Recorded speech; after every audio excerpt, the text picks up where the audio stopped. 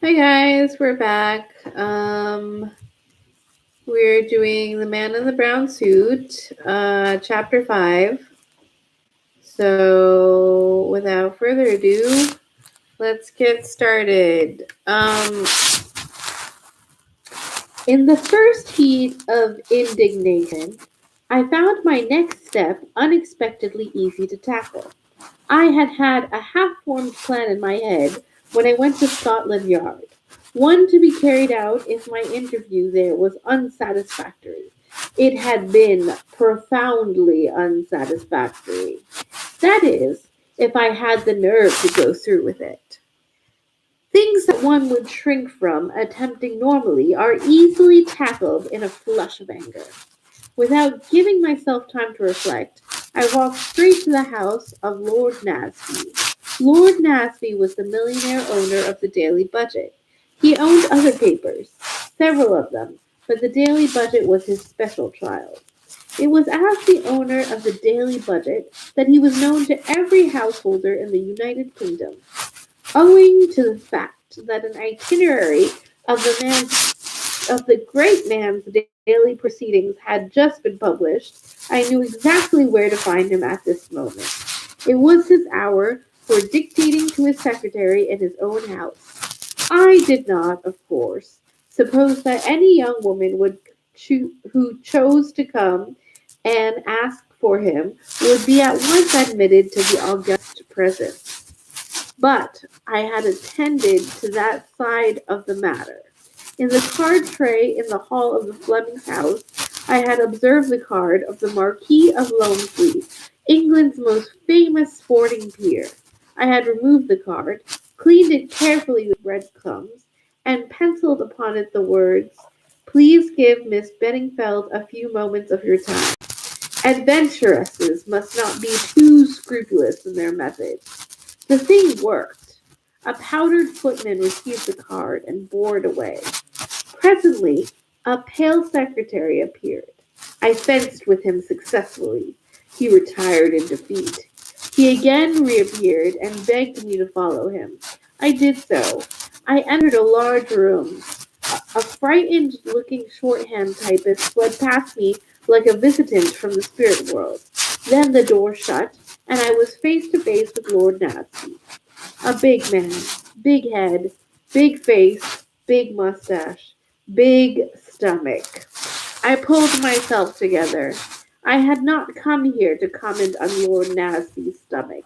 He was already roaring at me. "Well, what is it? What does Lownsley want? You are his secretary? What's it all about?" "To begin with," I said, with as great an appearance of coolness as I could manage, "I don't know Lord Loamsley, and he certainly knows nothing about me. I took his card from the tray in the house of the people I'm staying with, and I wrote those words upon it myself. It was important that I should see you." For a moment, it appeared to be a toss-up as to whether Lord Nasby had apoplexy or not. In the end, he swallowed twice and got over it. "I admire your coolness, young woman. Well, you see me. If you interest me, you will continue to see me for exactly 2 minutes longer." "That will be ample," I replied, "and I shall interest you. It's the Mill House mystery. If you found the man in the brown suit, write to the editor," he interrupted hastily. "If you will interrupt, I shall be more than 2 minutes," I said sternly. "I haven't found the man in the brown suit, but I'm quite likely to do so." In as few words as possible, I put the facts of the tube accident and the conclusions I had drawn for them before him. When I had finished, he said unexpectedly, "What do you know of brachyceph- brachycephalic heads?" I mentioned Papa. "The monkey man, eh?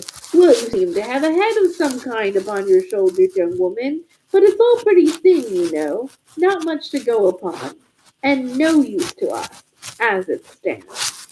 "I'm perfectly aware of that. What do you want, then?" "I want a job on your paper to investigate this matter." "Can't do that. We've got our own special man on it, and I've got my own special knowledge." What you just told me, eh? Oh no, Lord Nasby, I've still got something up my sleeve. Oh, you have you? You seem a bright sort of girl. Well, what is it? When this so-called doctor got into the lift, he dropped a piece of paper. I picked it up. It smelt of mothballs. So did the dead man. The doctor didn't. So I saw at once that the doctor must have taken it off the body. It had two words written on it and some figures. Let's see it. Lord Nasby stretched out a careless hand. I think not, I said, smiling. It's my find, you see. I'm right. You are a bright girl. Quite right to hang on to it. No scruples about not handing it over to the police. I went there to do so this morning. They persisted in regarding the whole thing as having nothing to do with the Marlowe affair. So I thought that in the circumstances I was justified in retaining the paper. Besides, the inspector put my back up. Short-sighted man. Well, my dear girl, here's all I can do for you. Go on working on this line of yours. If you get anything that's publishable, send it along, and you shall have your chance. There's always room for real talent on the daily budget. But you've got to make good first. See? I thanked him and apologized for my methods. Don't mention, I rather like cheek from a pretty girl. By the way, you said 2 minutes and you've been three, allowing for interruptions. For a woman, that's quite remarkable. Must be your scientific training. I was in the street again, breathing hard as though I had been running. I found Lord Nasby rather wearing as a new acquaintance. Okay, guys, that's it for chapter 5. Maybe tomorrow we'll do 6. I know, what a short chapter, right? It seems much shorter than the ones we normally do. But that's it. Okay.